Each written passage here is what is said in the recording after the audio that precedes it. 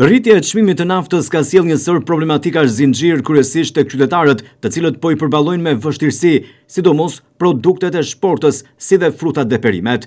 Çmimet janë rritur ndjeshëm, ndërsa mosha e tretë është më e riskuar ndaj këtyre problematikave. Ata thonë se nëse nuk do të ndihmojnë fëmijët, do ta kenë të vështirë për të përballuar situatën dhe jetesën. Në intervistat e dhëna për televizionin 6+1 Vlora, qytetarët shprehen se në këto ditë po i ndjejnë shumë çmimet e rritura.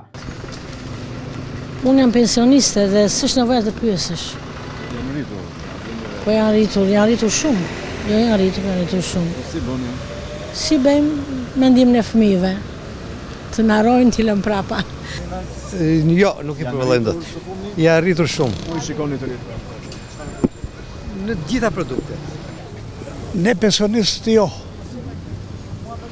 Ata që janë imprenditor kapitalista, po edhe kanë edhe të pritsa paras të përbanga gjithandaj. Janë rritur gjitha apo? Po që janë rritur, i keni par vetë. Jo me kursime.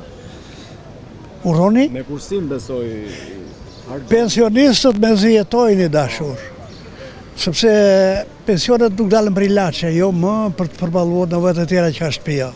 Pago drita, pago ujë, më të thashë ushqeu. Po, janë e dim ti që janë rritë, po ne si popull ndim kënaqësi ku na rrisin çmimet. Na thuan ne për partit, për protesta, ne bëjmë copa shqyemi, nuk qëmi ne për këto.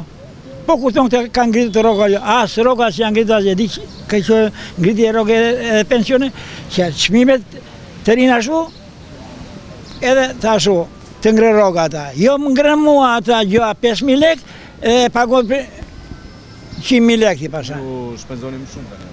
Po që nuk shpenzojmë. Po janë rritur prandaj, unë ndjej kënaqësi e tjerë, po janë s'mani vesh ky popull prandaj. I vën bas këtyre. Miru a bëjnë. E ndërsa çmimet janë rritur, qytetarët kërkojnë tashmë nga institucionet dhe qeveria të ndërmarrë masa lehtësuese me qëllim që t'ju vinë në ndihmë, pse jo me politika sociale dhe ekonomike, për të përballuar këtë krizë që vjen si pasojë e situatave të krijuara në lindjen e mesme.